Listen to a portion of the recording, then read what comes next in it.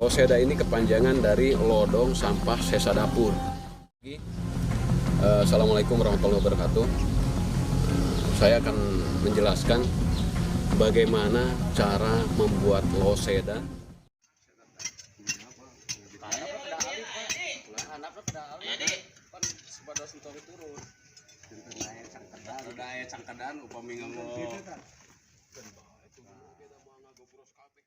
Ya, kalau dulu itu di kampung pakai lodong itu pakai bambu, tapi karena sudah sekarang lebih modern maka pakai paralon bekas. Kita cari paralon ukuran kurang lebih 120 cm.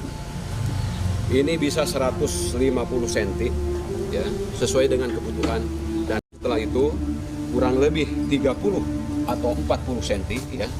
Bagian bawahnya dibolongin seperti ini ya, dibolongin seperti ini ya. Kita bisa menggunakan besi panas, kalau tidak ada bor bisa menggunakan bor listrik gitu kan, atau bisa dibelah-belah saja pakai dengan gergaji. Yang penting ada jalan udara atau aliran air atau resapan air nanti dari loseda ini. Setelah ini selesai, baru kita menyiapkan lubang di tanah ya, ukurannya seperti ini ya. Ukuran paralon ini tidak harus 6 inci, bisa juga yang 4 inci, atau bisa juga yang 3 inci, sesuai dengan kebutuhan, sesuai dengan banyaknya sampah yang dihasilkan. Ini sengaja saya membuat yang 6 inci karena kami memproduksi sampah organik setiap harinya juga cukup banyak ya. Nah, jadi kita bikin ini 120, kemudian 40 cm kita bolongin, berarti masih ada sisa 80 cm. Setelah ini semuanya selesai, baru kita masukkan kepada lubang yang sudah disiapkan. Setelah lubang yang disiapkan, upayakan lubang ini pas besarnya dengan paralon ini. Tujuannya untuk apa? Supaya tidak goyang ya. Supaya tidak goyang. Setelah dimasukkan ke lubang itu, baru sampah-sampah organik, sisa makanan ya, mungkin nasi bekas, kemudian sayuran, kuah-kuah yang bekas, itu bisa dimasukkan ke sini, termasuk kulit buah, potongan-potongan sayuran yang tidak terpakai, masukkan ke sini setiap hari. Secara tidak langsung pemisahan sampah dari organik dan non organik itu sudah berlangsung ya. Setelah itu masukkan air cucian beras atau air kelapa, atau dua-duanya juga boleh.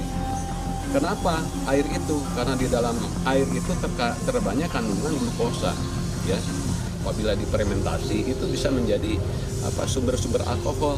Nah, dipicu lagi dengan pemanis berikutnya adalah gula. Kalau tidak ada gula bisa nanas busuk masukin. Kalau tidak ada nanas busuk bisa buah bernuk ya. Kalau di Jawa Barat itu ada buah bernuk yang sudah tua, itu bisa dimasukin ke sini. Buah cangkuduk juga dimasukin ke sini. Ini adalah buah-buahan yang mengandung glukosa sangat tinggi, masukin sini. Kenapa dimasukkan itu yang manis-manis? Karena bakteri suka dengan yang manis-manis.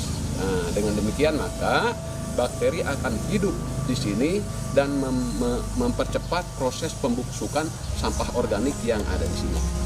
Nah, yang tadinya volumenya mungkin bisa 2 kilo masuk, 5 kilo masuk, setelah busuk maka volume itu akan menjadi 1 kilo. Nah, ya. Untuk segini, bagi sampah yang sehari aja menghasilkan 2 kilo organik sampah organik dimasukkan ke ini. Hasil riset yang ada di Malabar itu tinggi 120, kemudian masuk 40 cm ya, hari ke-36 ya, itu belum penuh juga. Terus setelah penuh siram, buka, kemudian lagi udah nyusut lagi. Nah, itu. Jadi sudah hampir 40 hari saja yang di Malabar diisi oleh sampah 7 rumah, setiap hari ngisi itu 3 kg gitu. Sampai sekarang sudah 40 hari enggak penuh-penuh. Berarti terjadilah proses pembusukan terjadi, kemudian volume sampah menjadi mengecil. Nah, itu residu terakhir yang dikatakan itu adalah kompos.